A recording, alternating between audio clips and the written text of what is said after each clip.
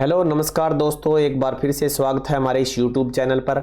आज हम एक बार फिर से इस कड़ी के अंदर 2013 का पेपर का जो सॉल्यूशन है वो आपके लिए लेकर आए हैं और हम इसमें एक बार फिर डिस्कस करेंगे कि इस पेपर में किस तरह के प्रश्न आपसे पूछे गए थे। तो आप धैर्य बनाए रखें और उनको थोड़ा आराम से हल करके देखें अपने कि किस तरह से आप इन प्रश्नों को हल कर सकते हैं, आपको ये आंसर आते हैं या नहीं आते, और नहीं आते तो इनको आप थोड़ा सा अगर इस वीडियो को देखेंगे तो रिकॉल भी हो जाएंगे। तो चलिए शुरुआत करें आज के इस पीएस टेट के सेकंड लेवल के पेपर की। तो दोस्तों इसमें क्या है वो देखते हैं।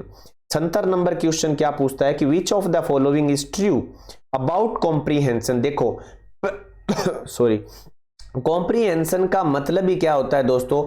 जानना। जानना मतलब क्या है कि आपने कोई चीज पढ़ी तो आपको समझ कितनी आई, ऐसे मान लो समझ आना, इसका अर्थ होता है समझ आना कि आपको कोई चीज कितनी समझ आई। तो समझ आने के अगर कॉम्प्रीहेंशन के बारे में बात करें तो कौन सी चीज ट्रू है, ठीक है। तो for comprehension prior knowledge of the subject is required. तो ऐसा प्रायर नॉलेज की कोई आवश्यकता नहीं है, ठीक है। यहां क्या पूछा? ट्रू, गलत नहीं पूछा। It is an active process in which the reader works to construct a meaningful message from a text. बिल्कुल सही बात है, आप यही तो करते हो सब चीजों में, तो ये इसका सही आंसर हो जाएगा। After that if we talk about 77 number question that is in front of us, which of the following strategy, यानी इनमें से जो आगे लिख रखी है उनमें से कौन सी ऐसी रणनीति है is likely to be most effective, जो जिसकी संभावना है कि वो बहुत इफेक्टिव हो to address student as difficulty, कि स्टूडेंट की जो भी समस्याएं हैं उसको बताने में वो फायदेमंद हो। इन प्रोनाउंसिंग ए पर्टिकुलर फनीम, तो देखो कौन सी है। Repeating the phoneme several time, यानी जो साउंड है वो बार बार अगर किसी लेटर की हम बोलेंगे, while pointing to its corresponding letter in a chart, यानी जो भी है आप बार बार किसी जैसे मान लो मैं यहाँ आपको सी सी सी सी बार बार इस तरह से बताऊं, ये एच है, ये है, वगैरह वगैरह करके। After that using minimal pair activities such as rhyming words in poems and songs. तो ये बिल्कुल सही आंसर है इसका। आपको क्या है, कम से कम क्या है, पेयर बनाते एक्टिविटी करके उसके अंदर राइमिंग जो वर्ड हैं यानी जो ध्वनि को बार बार दिखा रहे हैं। राइमिंग आपने मैंने पीछे अभी पिछली वीडियो में बताई थी, जैसे आपने नहीं पढ़े ए बी बी, वो क्यों बनाते हैं? क्योंकि वो साउंड से, वो फनीम के माध्यम से ही जब जानकारी मिलती है तब होता है। ये पोइम में आप सॉन्ग्स में आपने देखा होगा, ठीक है। उसके बाद 78 नंबर क्वेश्चन पढ़ो। द मोस्ट इफेक्टिव अप्रोच, सबसे बढ़िया approach to promote language development, to promote language development in a learner is that in which the teacher. तो बताओ कौन सी है वो देखते हैं, ऑप्शन के आधार पर हम चूज करते हैं क्या है इसके अंदर। तो यहां पर देखते हैं ऑप्शन।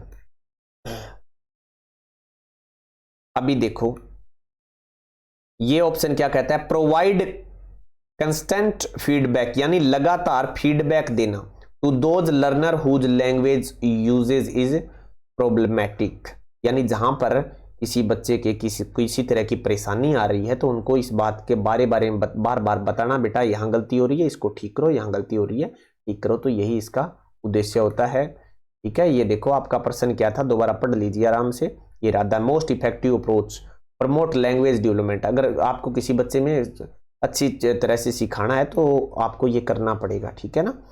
अगर हम बात करें 79 नंबर क्वेश्चन की, देखो क्या है। Which of the following has given most important to social interactions in the theory of language development. तो ये किसने कहा था? वाइगोत्स्की ने। तो ये तो बताने की जरूरत नहीं, और मैं फिर बता रहा हूं मोस्ट इंपोर्टेंट थिंग। वो मोस्ट इंपोर्टेंट बात क्या है सुन लीजिए ध्यान से, वो ये है कि आपको चाहे उत्तर आए या न आए, पीएस टेट के पेपर में या तो आपको आंसर करना है वाइगोत्स्की या करना है चोमस्की। इनके अलावा इतने पेपर करवा दिए, ये 7-8 मैंने लगातार, इनमें से इन दोनों के अलावा कोई आंसर नहीं आया किसी का, किसी में चोमस्की है किसी में ये, तो 50-50% इनके आंसर आ रहे हैं। तो कहने का अभिप्राय यहीं से वो प्रश्न कर रहे हैं आपसे।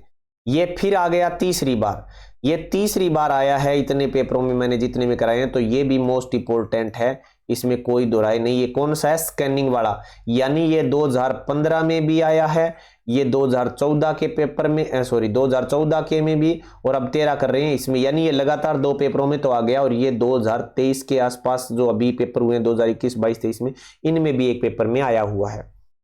तो यहां से प्रश्न आ रहा है स्कैनिंग से related. Scanning means to read rapidly for specific information. ठीक है, चलो आगे बढ़ते हैं। आगे 81 नंबर क्वेश्चन कहता है क्लैप रेफर टू, किसको रेफर करता है ये, यानी किसकी शॉर्ट फॉर्म है? तो देखो cognitive academic language proficiency. 82 number question कहता है which of these is not correct in grammar translation method. ये भी मोस्ट इंपोर्टेंट प्रश्न है भाई। मोस्ट इंपोर्टेंट क्यों है? क्योंकि यहां से एक प्रश्न पक्का आ रहा है और यहां से 50% आ रहा है। ये और देख लो, लगभग हर एक दूसरे, जो हमने 7-8 किए, हर दूसरे पेपर में ये प्रश्न मिला है यहां से रिलेटेड ग्रामर ट्रांसलेशन मेथड। तो जब भी जाओ ग्रामर ट्रांसलेशन मेथड को पढ़ के जरूर जाना है 100%। इसमें से लगभग ये मानो 70% आने के आंसर चांस है। Which of this is not correct, क्या सही नहीं है जीटी मेथड से रिलेटेड? तो reading and writing are the main focus, बिल्कुल सही बात है। रीडिंग राइटिंग जो है वो मेन फोकस होता है इसमें। Sentence is the basis unit of teaching and language, बिल्कुल सेंटेंस पर जो है वो ज्यादा ध्यान दिया जाता है। एक्यूरेसी पर भी ध्यान, क्योंकि ग्रामर सीखोगे तो एक्यूरेसी तो आनी चाहिए। ग्रामर इंडक्टिवली पढ़ाई जाती है, तो यहां से प्रश्न भी आता है इसमें। इंडक्टिवली मतलब पहले एग्जाम्पल दिया जाएगा और फिर रूल बताया जाएगा, फिर क्या बताया जाएगा? रूल। लेकिन ऐसा यहां नहीं है। ग्रामर जीटी मेथड में क्या होता है? पहले रूल होगा, पहले रूल बताया जाएगा और फिर एग्जाम्पल, जो कि आजकल स्कूलों में ये चलता भी है। तो इसको कहते हैं डिडक्टिव मेथड। ठीक है ना, डिडक्टिव। ये लीजिए। After that if we talk about 83 number question that is in front of us, to understand the complex meaning of a text, which one of these is the most helpful? यानी to understand the complex meaning of a text, complex meaning जानना इसी text का जो लिखा हुआ है, which one of these is the most helpful, इनमें से कौन सा वो है?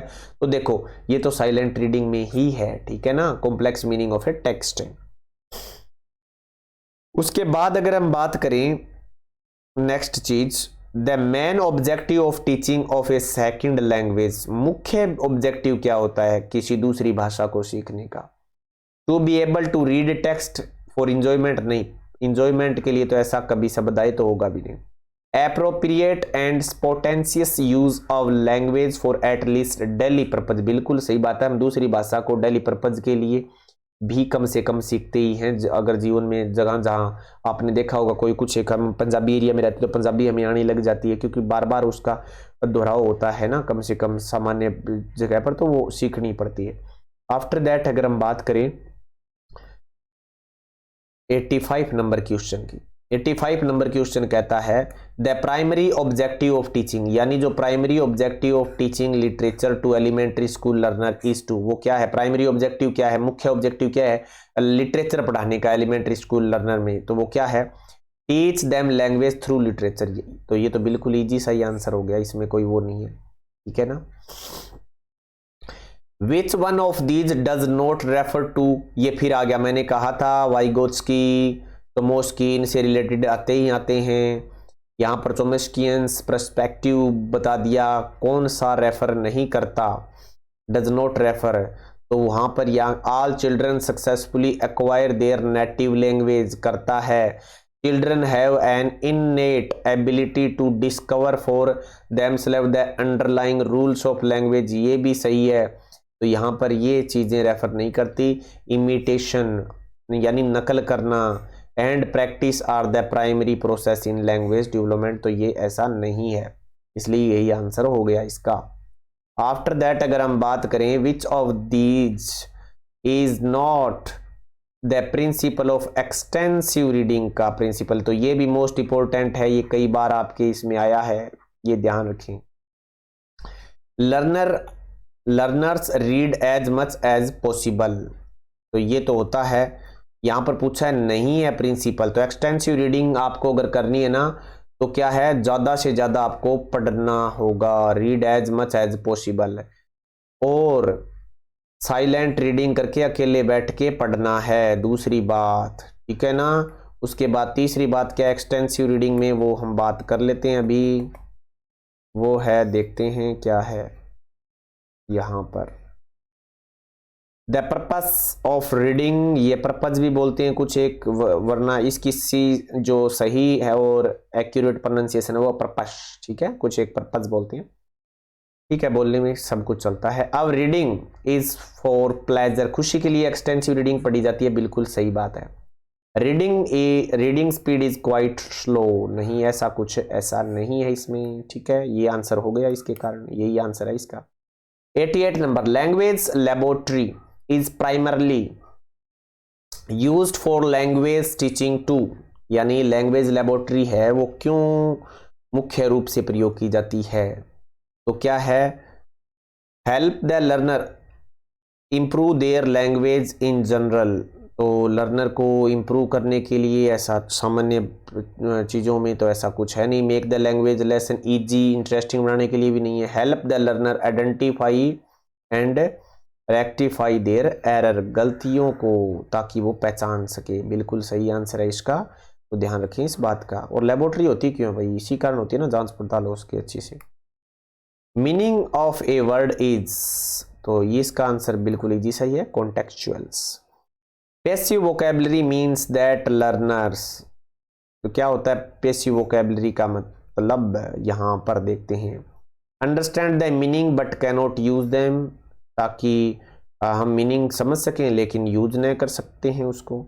Are clueless about the meaning of word, use the word without knowing their meaning, ऐसा नहीं है, तो know the meaning of word but hardly use them, तो ये hardly use them, know them यानी जानना मीनिंग, और फिर क्या है बट हार्डली यूज देम, तो वो होती है पैसिव वोकैबुलरी, ठीक है, तो ये इसका आंसर हो जाएगा। आशा करते हैं आपने इसको अच्छे से देखा है, अच्छे से सुना है और आपको पसंद भी आया। फिर मिलते हैं एक नई वीडियो के साथ 2013 के पर ये हम करेंगे नेक्स्ट वीडियो में। Thank you.